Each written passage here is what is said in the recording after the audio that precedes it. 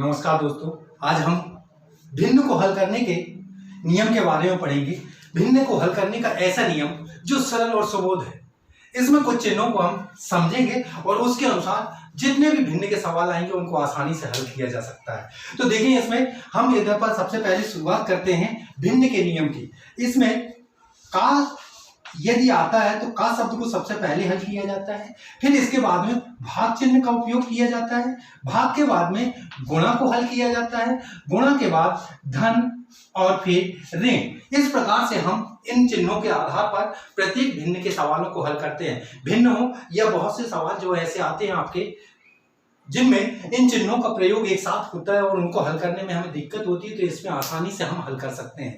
तो देखिए, इधर पर सबसे पहले किसी सवाल को हल करने के लिए का शब्द का उपयोग किया जाता है, फिर इसके बाद में भाग को हल किया जाता है, भाग के बाद में गुणा को हल किया जाता है, गुणा के बाद धन और फिर ऋण एक साथ हल कर लिए जा सकते हैं। तो यहाँ पर का मतलब गुणा होता है, लेकिन गुणा को लगाना नहीं। गुणा को यदि हम लगाते हैं तो ये तीसरे नंबर पर पहुंच जाएगा, अर्थात गुणा का उपयोग होने लगेगा। तो गुणा ना लगा करके सिर्फ का लिखना है, का लिखने के पश्चात उसको अपन हल कर देते हैं। इसके लिए एक सुबोध तरीका है, का करके पुनि भाग कर। इसका हल करने का तरीका यदि हम दोहे के रूप में लें तो वो आता है का करके पुनि भाग कर, फिर गुण लेओ सुजान, ता पीछे धन ऋण करो, भिन्न रीत यह जान।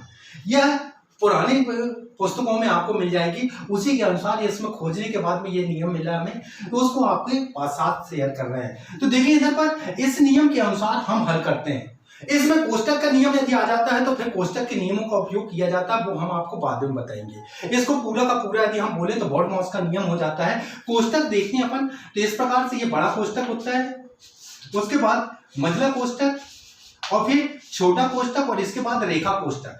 तो इधर पर यदि हम पूरे इन अक्षरों के साथ में एक साथ हल करें तो ब्रैकेट कोष्टक, का मतलब ऑफ, भाग का मतलब डिवाइड, गुणा मल्टीप्लाई, धन ऐड और ऋण सब्ट्रैक्शन।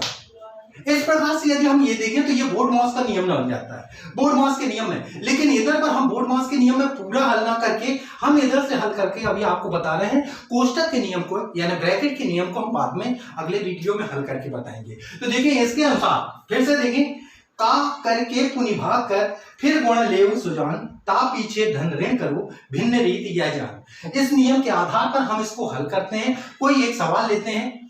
सवाल है हमारा 3 धन 5 भागे का 5 का 4 गुणा 6 भागे 3 ऋण 7। इस प्रकार से हमने एक सवाल लिख लिया। अब इस सवाल को हम हल करते हैं इसी नियम के आधार पर। तो देखिए, इधर पर अभी ब्रैकेट के नियम को आप छोड़ दें, का से शुरू करें। सबसे पहले किसको हल करना है? का को। तो अपन ने देखा किन दो संख्याओं के बीच में का लगा हुआ है। पहले आप इसको हल करें।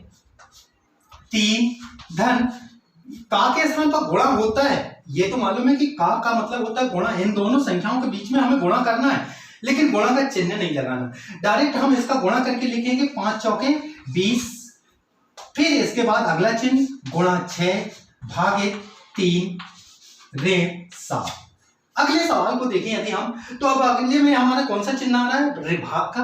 भाग को हल करने के लिए देखें, भाग में 6 और 3, 6 में 3 का भाग हो रहा है, तो इधर पर 6 में हम 3 का भाग देंगे, फिर बाद में अगली संख्याओं को देखेंगे।